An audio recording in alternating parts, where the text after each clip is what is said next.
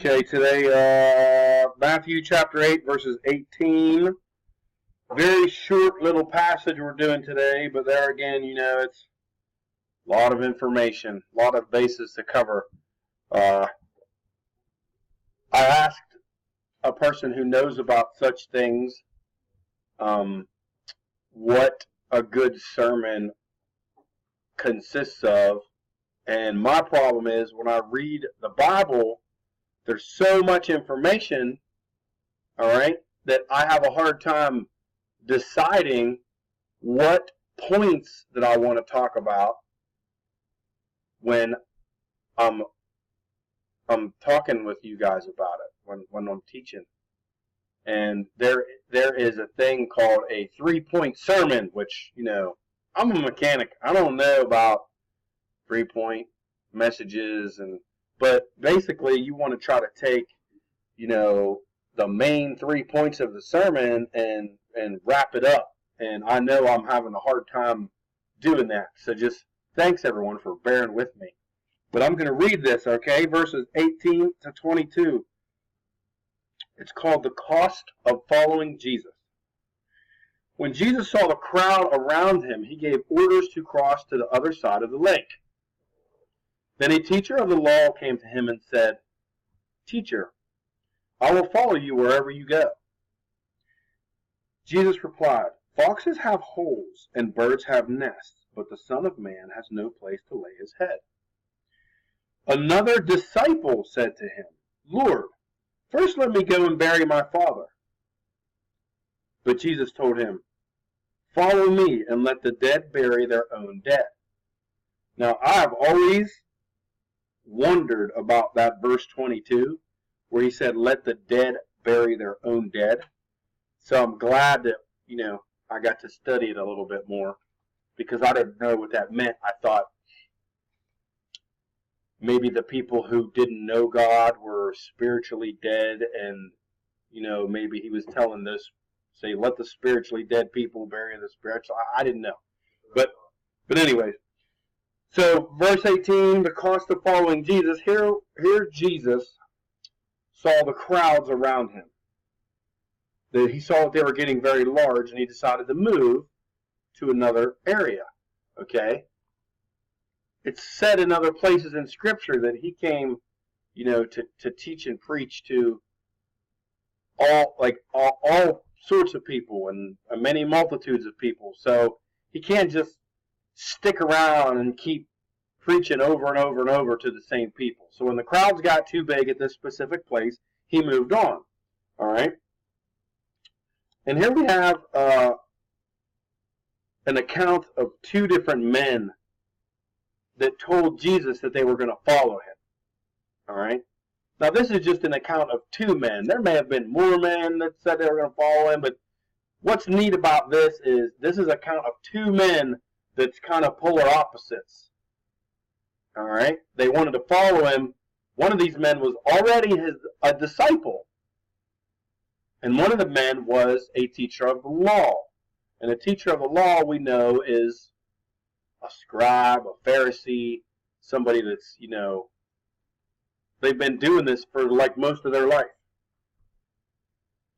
It is good for us to see these two totally different examples in Scripture.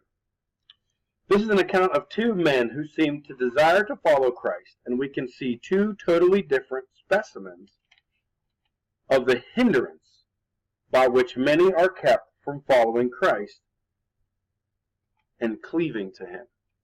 All right? Did you get that? Did you get that, Mia?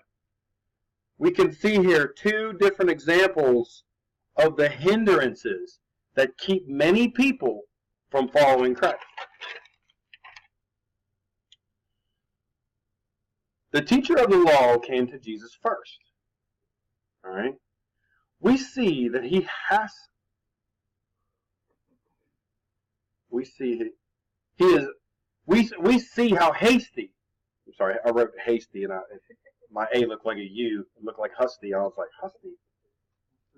We see how hasty the teacher of the law is in promising Jesus that he's going to follow him. What does he say? I will follow you. What does he say there? I will follow you wherever you go. That's what he says. He just comes up and says, teacher, I'll follow you wherever you go. You know, he's very hasty in making his decision. All right? Now, this man was a teacher of the law. And we know that teachers of the law were scholars. They were learned men. They were men that they studied and expounded the law. All right?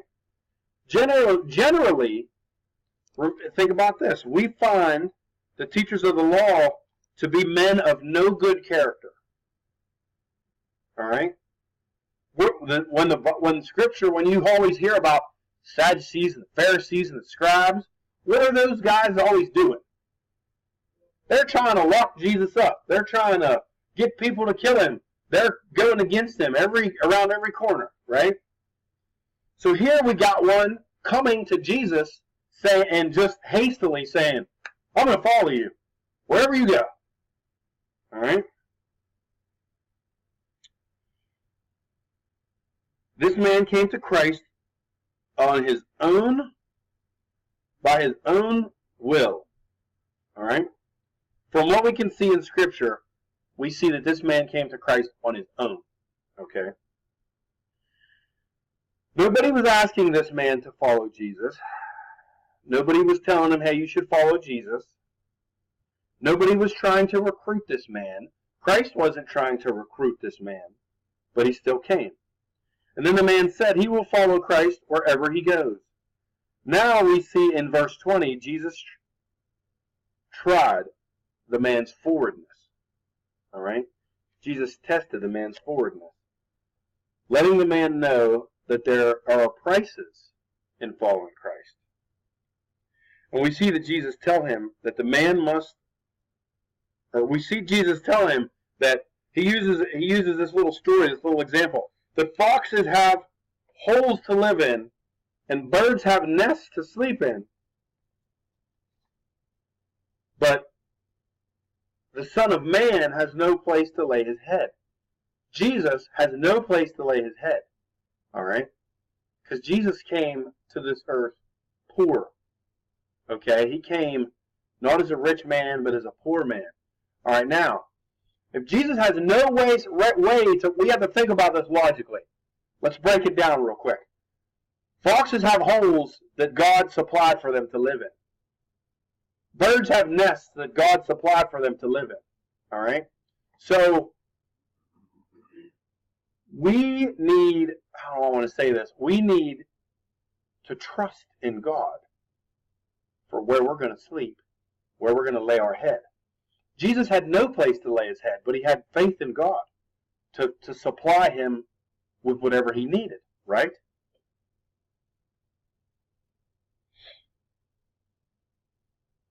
So this is the question that he's telling, or this is the thing that he's saying to this man. He's saying, foxes have places to live and birds have places to live, but I don't have any place to live. So if you follow me, you have to have great trust in God. It's going to take trust greater than you've ever known to follow me. Is that something that you have? Yes or no? That man hastily said, I'm going to follow you, Lord. And right away, Jesus tested his faith by saying, we're not even going to have any place to sleep. But if you have faith in the Lord, then you will follow me. Because you're not going to be worried about where you're going to sleep. You're not going to be worried about what you're going to eat. You're going to have so much faith that you follow. Do you have that kind of faith? Now that's all it said about this man, that we can assume by it only saying that this man, once upon hearing that, turned around and walked the other way. All right? Now, I have read commentary by scholars that believe that because of who this man was, because he was a teacher of the law, hung out with Pharisees, hung out with all the bad guys, that it's assumed that this guy was probably a bad guy, and he saw Jesus doing all these miracles and doing all this fantastic stuff, and he, in his heart of hearts, he thought, I'm going to follow this man because there's a lot of profit in it. There's a lot of profit in following this man. But Jesus shut him right down with some basic, simple stuff. Do you have faith? Because I have no place to sleep, and it's going to take faith. And I'm the Son of God, and I have no place to sleep. So it's going to take faith for us even to get by. Great faith. Do you have that faith? No. And it seems like this man didn't, because there's no more mention of this man ever again in Scripture. All right? Let's go on to verse 21. The next guy. Another disciple. This was an actual disciple. This was a guy that was following Jesus for a while. All right? The next man wants to go bury his father. Now, upon first glance, this seems like a reasonable request. Doesn't it seem like really reasonable? Before we go, Lord, let me go bury my dad. Now, it doesn't say that his dad is dead. It doesn't say that his dad is sick. But in reading that, we have to assume that his dad is either sick and ready to die or has just died and needs buried. All right? But the point that God is making here, the point that Jesus is making here, all right? First off, this is basically opposite of the last man. The last man hastily said, I'm going to go follow you, Lord. Now this man's saying, Lord, wait. Let me go bury my father. All right? So this is kind of like the opposite. It is thought that this would be the moral of the story, that we should not, it is thought that the moral of this story is that we should not put off for tomorrow what we need to do today. All right? Don't put off for tomorrow what we need to do today. This is a man that was kind of a procrastinator, saying, Lord, I'll follow you, but I can't do it now. I have to go bury my dad, and then I'll come follow you. But Jesus is like, no, no, no, no. The ship is leaving today. Today's the day. So we got to get moving. I think this is not a bad way to look at it. But what we need to see here is Christ was leaving. And this man put his family and his relations before Christ. And this allows our duty to God to become neglected and postponed. I think that's one of the big points of this story is we cannot allow what we feel is our duties to anything, including our family, to be postponed, to be put in front of God. That's a tough pill to swallow. That's a hard pill to swallow. All right? Nothing in our lives can be put before God, no matter how important we think it is, because typically what we're doing is we're rationalizing that it's okay for things to be put before God because of how important they seem. Now, if one of our family members dies, obviously we're going to bury him, okay? But that's not, what's going on in the story, and we can see that by what Jesus says to the man. Let the dead bury their own dead, is what Jesus says to him. How can two dead men bury one another? Jesus says, let the dead, let someone that's dead, bury the other dead. It's not possible. So what Jesus is saying is, it's better for those people that are dead to lay there unburied than for you to disobey and not follow me. That's a hard pill to swallow. But we have to see that the point, the big overarching theme is there is a price to following Christ, and there's nothing more important than following Christ, than following God. All right?